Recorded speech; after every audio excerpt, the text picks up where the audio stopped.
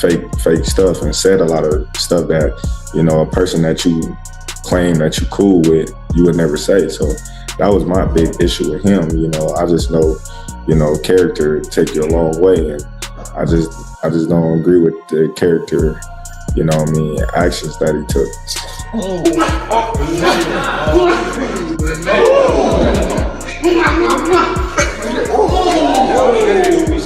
The problem is Terence Crawford now is really only going to want to fight for big money, and there's only certain fights that can generate that kind of money.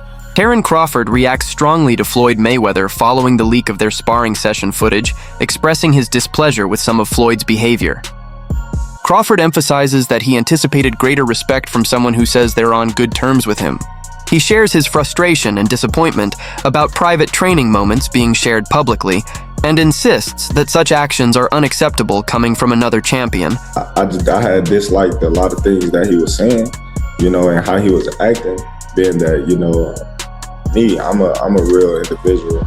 I just felt like, you know, we was all cool at one point in time, and, you know, when the Errol Spence fight was getting mentioned and talked about and, you know, signed, you know, I just felt like he just did a lot of fake stuff and said a lot of stuff that, you know, a person that you claim that you cool with, you would never say. So that was my big issue with him. You know, I just know, you know, character take you a long way, and I just don't agree with the character, you know what I mean, actions that he took. Eddie Hearn's suggestion that Terence Crawford consider retirement highlights the divided opinions in the boxing world about his future.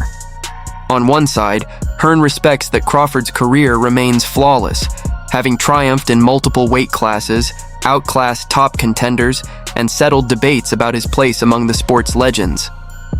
Choosing to step away at this high point would preserve his reputation much like other iconic fighters have done. However, Hearn also acknowledges the strong financial incentives at play. With the sport increasingly shaped by Saudi backing and high-profile cross-promotional matchups, Crawford has the potential to earn unprecedented paydays, even if those fights don't add to his legacy. The lure of massive payday events could outweigh the focus on pure legacy. And Hearn, with his extensive promoter experience, understands this delicate balance well. Sorry? Should Crawford retire? Do you know what? Someone said the other day, and it's very true, because I actually said it about Usyk. We've got a real tendency, haven't we, to kind of try and retire people off. Do you know what I mean? Like I said with Usyk, I think now he should retire. And everyone's like, why do you want him to retire? It's like, I just think it's a great way to go out. I actually also think that Crawford could move down and win a world title at 160. And that would make him, what, 6 division champ? 5? 35, 40, 47, 54, 6 division champion. But the problem is Terence Crawford now is really only going to want to fight for big money, and there's only certain fights that can generate that kind of money. So Shakur, who's obviously very close to him, seemed to say so maybe that's it. Floyd Schofield believes that Terence Crawford should consider stepping away while he's still at the top. According to Schofield, Crawford has already achieved everything that defines boxing greatness, from being a pound-for-pound standout and winning titles across multiple divisions, to proving himself against the toughest competition of his time. Schofield doesn't doubt Crawford's skills or his legacy, but warns that continuing might pose unnecessary risks. He suggests that if Crawford does decide to return, it should only be to face eager challengers like Virgil Ortiz or Frank Martin, reflecting a new generation testing his ability to keep up with rising stars. Despite this, Schofield's viewpoint is filled with respect, recognizing that Crawford has nothing more to prove and that retiring now would keep his record perfect. For Schofield, Crawford's legacy is already firmly established and best maintained at its highest point. I feel like Crawford, you know, he could retire if he wants. I feel like if he does get another fight, I would love to see him in there with Virgil or Jerron. I feel like those are both great fights, but those are fights we just gotta see. We just gotta see those fights before. I feel like those are the only 2 fights I would entertain. Not a rematch, maybe a rematch with Crawford and Canelo. I feel like it wasn't close enough. It wasn't close enough. Really? If it was close, maybe, but it just was like, it wasn't close. This topic continues to spark passionate debates among boxing enthusiasts. The imagined matchup between Floyd at his peak and Crawford in his prime frequently takes center stage in online conversations, as both fighters epitomize excellence in their respective eras. Floyd's defensive mastery and superior ring intelligence made him nearly untouchable, while Crawford's versatility and killer instinct have allowed him to dominate opponents. However, the reality is quite different. Mayweather is well beyond his prime, having lost much of the reflexes and endurance that once defined him. A contemporary face-off would likely be more about showmanship than a genuine challenge. This is why many emphasize the importance of viewing their careers through different lenses. Ultimately, the fantasy of their prime selves going head-to-head will probably remain just that, a fantasy. So yeah, everybody, so this is a good question that the ring put out. So Terence Crawford versus Floyd Mayweather, a fantasy fight that will never happen. Now, this is a really good question. Who will win between these two? Me personally, if this was old Floyd Mayweather, well, I'm going to say pretty boy Floyd, I'm talking about like the younger version of Floyd Mayweather wins. You're talking probably prime Floyd Mayweather versus prime Terence Crawford. You could see Floyd Mayweather beating Terence Crawford, but you're talking about money Floyd versus Terence Crawford. I see Terence Crawford stopping him in the later rounds due to Floyd Mayweather's passive style and Philly shell. I believe he'll melt. Terence Crawford would just break him, I think.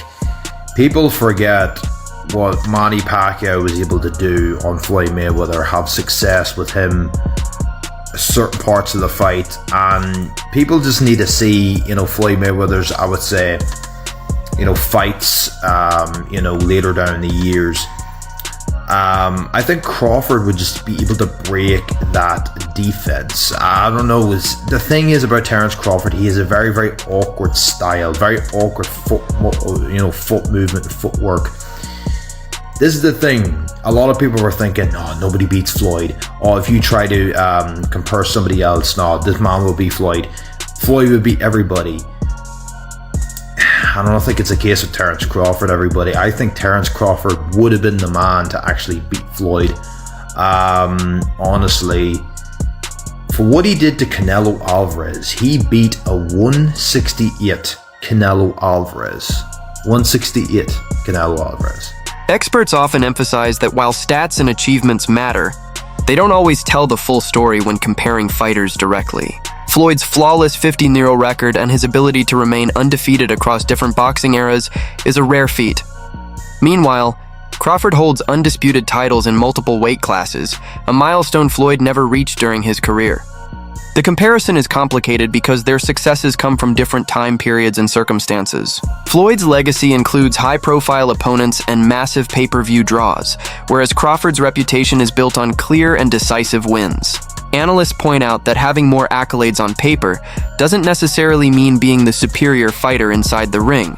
It's all about the context, fighting style, and timing. Floyd Mayweather versus Terence Crawford is the topic of this video, and someone posted this: number of world champion fighters beaten, Floyd with 23, Terence with only 11. But my response to this is, being more accomplished does not mean you're better than someone.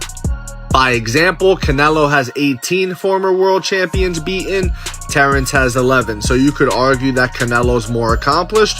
Meanwhile, Terence just whooped him over the course of 12 rounds over the weekend. We all saw it. Plus, more accomplished fighters lose to lesser accomplished fighters all the time, so that's a bad argument. Let's talk skill for skill. Terence Crawford has knockout power in both hands. He can switch stances. He's not a stationary target. He has good footwork. He knows how to counterpunch. He knows how to fight on the outside and on the inside. He can make it dirty. He knows how to box and he knows how to fight. There's a difference. Guys like Shakur Stevenson, for example, they know how to box. When it comes to actually getting down and dirty, the jury is still out on one Shakur Stevenson, just by example. Terence Crawford, I think, if you look at the names on Floyd's list here, Manny Pacquiao, Canelo, Marcos Maidana, Cotto, and the list goes on and on, I think Terence Crawford has a shot at beating all those guys. I don't think anybody on that list jumps off the page and goes, oh my God, I think he smokes Terence Crawford. You can't say that about anybody on any of these guys' lists and names here.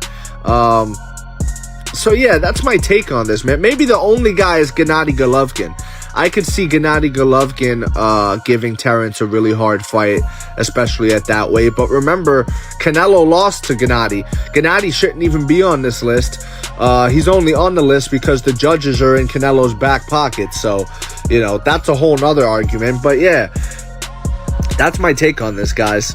Skill for skill, Terence Crawford might be one of the best of all time. And that's okay. Like, it's okay to accept that, guys. It's fine.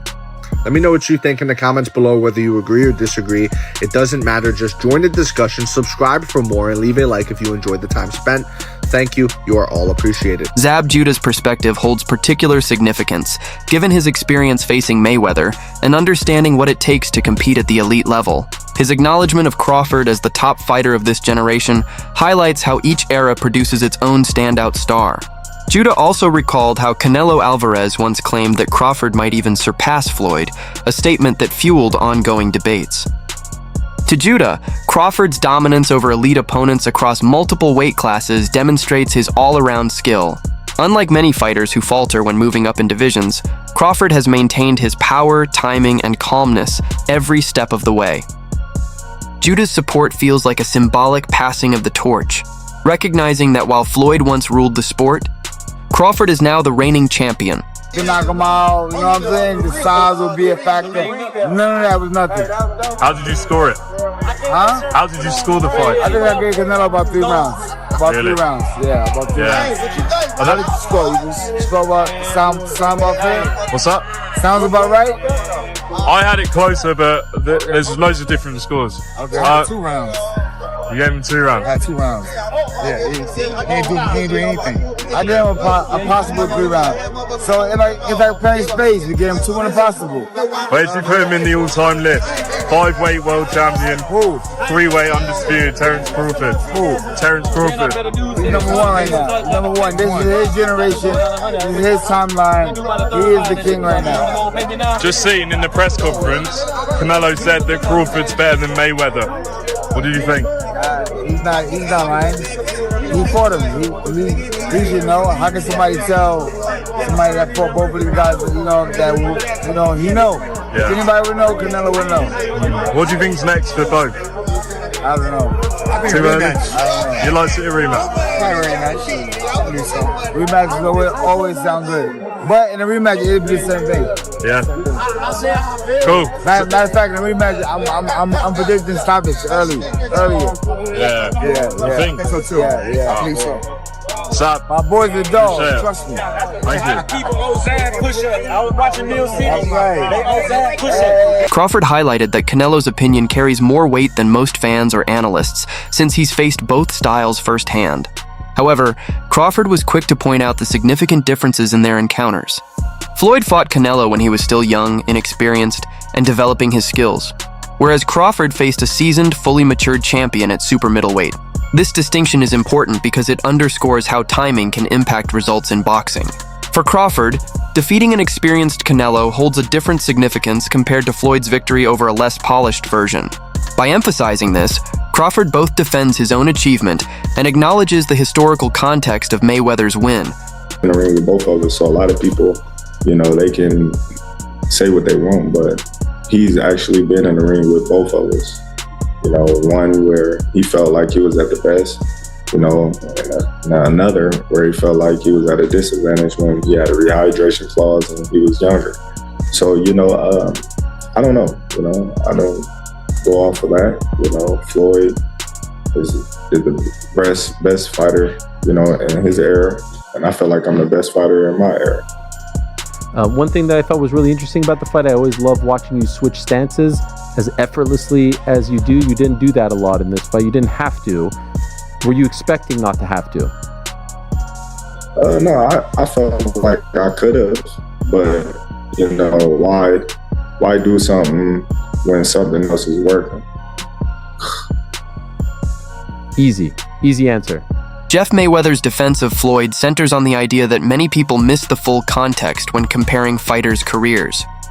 By the time Floyd faced Canelo, he was past his physical prime, relying more on his experience, sharp reflexes, and precise timing instead of raw speed or power. Despite these changes, Floyd managed to completely neutralize a dangerous young contender, a fact Jeff believes shouldn't be overlooked. He argues that comparing Floyd's version of Canelo to Crawford's is unfair since they met at very different stages in both of their careers. Jeff's remarks serve as a reminder that boxing history is often revisited without fully taking into account the unique circumstances surrounding each fight. Also, if we remember, Canelo at that time was a razor-thin decision. Floyd won, majority decision. C.J. Ross had it with what a lot of people had as a draw. And then the other two judges scored it for Floyd, of course. Yeah, nobody had it. And that was a Floyd at the top of his game with a very green Canelo with very little experience, and he still took him, into deep waters. So what was Canelo? What, 20-something? 20 what? 23, 25? Yeah, he was. Very, very young in the game, obviously. Very young. He had more fights than Floyd, and he lost. Yeah, but man, that was 30-something years old, 36. But Floyd was clearly at the top of his career, and Canelo had fought a lot of people. How are you at the top of your career in your prime? You in your prime? You ain't in your prime when you're at 36. That's not your prime. Did he lose? I mean, your prime is in your 20s. It's different for different people. Yeah, okay. Well, so and that's why Canelo was saying what he's saying. Want to make himself look like he did something great. Buddy McGirt's analysis perfectly captured what made Crawford so impressive. He highlighted how Crawford maintained complete control throughout the fight, managing the pace, distance, and exchanges from beginning to end. Unlike many of Canelo's previous opponents who fell into his game plan, Crawford never let him dictate the rhythm. McGirt compared this commanding control to Floyd's style of outsmarting rivals, but noted that Crawford brought his own flair through aggression and sharp finishing skills. For McGirt, this win was more than just a victory. It was a clear message that Crawford deserves a spot among the sport's all-time greatest technicians. Yes. Like, what fight were they watching? Right. I mean, it's. I don't know, man. I don't know what some of these guys be doing in this game, man. Some people, in situations like that, they should ask them, listen, just turn in your license, bro. Because there's no way in hell the fight was that close. Right. I mean, come on, man. It's just, it's not fair. It's not fair. You get a guy like Terence got here and dominate from beginning to end, and then you find out he needed the last 2 rounds to win. That's scary, man. It is, and you see how you just mentioned scary. Now, a lot of people are saying, buddy, that type of beating, he's not going to want a rematch. But looking at those gold cards and knowing that, hey, you wasn't too far behind, even though, he did mention that, he's better than Mayweather. But, I mean, what's your thoughts? Do you feel like that was such a beating that Canelo wouldn't want a rematch? No, I think that, in all honesty, personally, I think that Canelo's at that stage in his career right now, that it's a rematch he don't need. He don't need it. You know what I mean? What we saw that night, that's the stage Canelo's at right now. He's fought everybody, he's did everything, but he passed the torch to the right guy. He passed the torch to the right guy. He lost it to Terence fair and square, and he passed the torch. So you're gonna have another fight, cool, but you don't need to. You have nothing. He has nothing to prove. He fought Terence and nobody else would. The analyst noted that Mayweather's charm and skill in portraying himself as both hero and villain turned him into a worldwide sensation. His undefeated record held enormous significance, drawing fans who either wanted to admire his genius or see him defeated. On the other hand, Crawford has never been a huge pay-per-view draw. Still, experts agree this doesn't diminish his exceptional fighting ability. In fact, some believe Crawford's natural talents, like his ability to switch stances effortlessly, control distance, and finish fights decisively, might even outshine Floyd's. While Floyd's style was defensive and cautious, Crawford is strategic yet relentless, making him just as tough to beat, but often more thrilling to watch. Terence Crawford versus Floyd Mayweather Jr. Who wins this fight? I'm going with Terence Crawford, and I don't think that's unpopular or crazy to say. I think most people will agree with me. I understand Floyd Mayweather has a lot of fans out there, but the truth is, as great as Floyd Mayweather is, Terence Crawford is one of one. And I say that because who else has knockout power in both hands, is able to switch stances between orthodox and southpaw so seamlessly while having great footwork? It's not like Terence Crawford is some stationary target or a flat-footed fighter that's going to be chasing Floyd around. Terence Crawford knows how to cut the ring off. He has tremendous ring IQ. And not only is he a great boxer, but he's a great fighter. He'll be able to make it dirty. If he is on the inside with Floyd, that power will carry him far. And I just don't see how Floyd will be able to beat a Terence Crawford. I really don't see it. I understand Floyd's defense is incredible, but he is smaller than Terence Crawford. Terence Crawford would have a significant reach advantage on Floyd Mayweather. I believe Terence Crawford would also be taller than Floyd Mayweather, as well as all the skillful and technical aspects of what I just laid out prior. So I don't understand how anybody could pick Floyd Mayweather to beat Terence Crawford. Styles make fights, and I believe Terence has the style to beat one Floyd Mayweather. Let me know what you think in the comments below. Whether you agree or disagree, it doesn't matter. Join the discussion, subscribe for more, and leave a like if you enjoyed the time spent. Thank you. You are all appreciated. That wraps up today's video. Thanks for watching, and catch you next time.